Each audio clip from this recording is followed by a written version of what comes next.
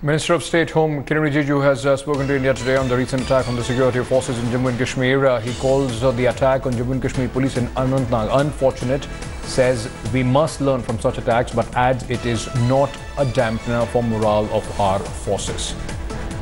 Let me quickly now cut across to my colleague Ashraf, who is joining me live for more on this story. Ashraf, although the minister says that this is not a dampener, but the number of incidents, the number of attack on security forces, especially on the policemen in Jammu and Kashmir, are on the rise. Is there now a cohesive, plan in place to tackle these increasing attacks?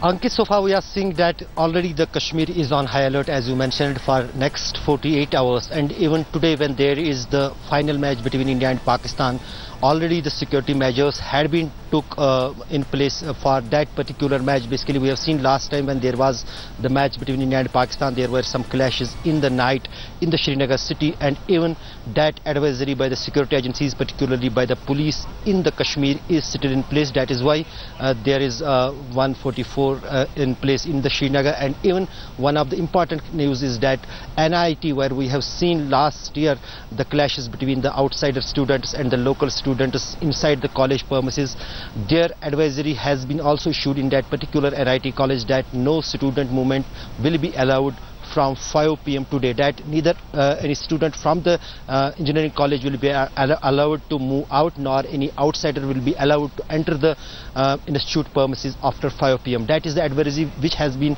issued in that context in that particular engineering college. As far as the situation in the Kashmir Valley is concerned, it is very tense, as we have seen that there is a rise not only in the violence but even in the killings. As you said, the attacks rising. Even today there was an attack on the army patrol in Bijbehara town, and it is the second one during last 2 days. Yesterday we have seen that a CRPF camp was fired where army is also housing in the Bijbehara town, and today at the army patrol. And all these security forces are the part of that mega operation 2 days back, in which Lashkar commander with his 2 associates was killed. So that clearly shows how the presence of militants is increasing, and how they dare not only to make the presence in the funerals of the killed militants, but even attacking the security forces.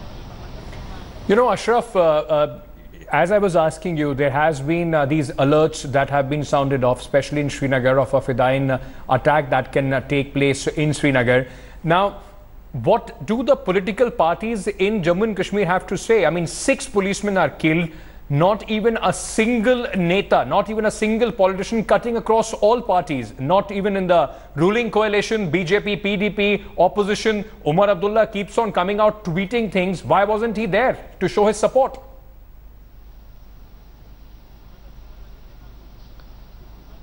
Ankit, the reality is that the valley is with seems there is the government in charge of the state, which is a coalition government of PDP and BJP, but their existence on the ground is very narrow and is not looking as much as it should be.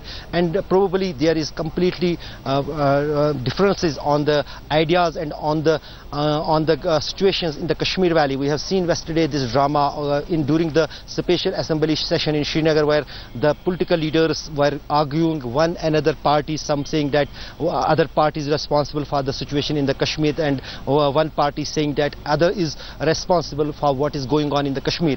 But one thing is clear, that during last 1 year the Kashmir has completely seen unrest. There is no any let off from the violence. The civilians are being killed, the security forces are being killed, the attacks are increasing, and government shows that it is doing a lot enough, but not visible on the ground. And completely the government, as well as the state government, Ashraf, and the central government. You know, just stay on with me. We are also being joined by Pooja Shali, my colleague, who is also there in Srinagar. Pooja, you know, yesterday you went to the house of one of the police constable, the martyr police constable, who was shot dead by militants in that attack. Now, the big question is that when they see, all the kind of support that the terrorists, when their bodies are taken out, get, the same sort of support, in fact, at least from the political class, the people, those who are ruling the state, the people, those who are responsible for the fate of these policemen and the state of Jammu and Kashmir, has not been seen for these martyr policemen. How are the families looking at it?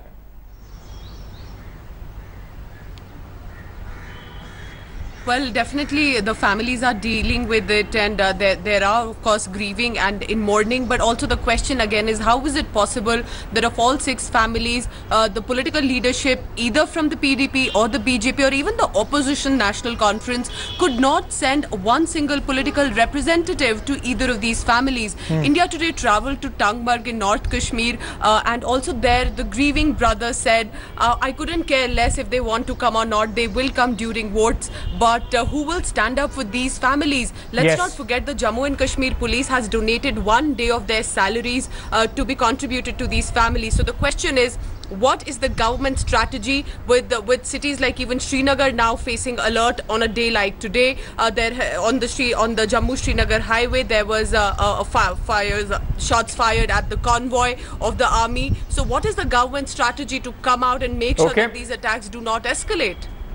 Pooja, Ashraf, thank you so much for joining us with all those details. The important point now, of course, is, as both of you have been pointing out, the political will needs to be visible on the ground. The attacks are increasing. It is going to hit not only the civilians but also the security forces if the administration, the government doesn't act now.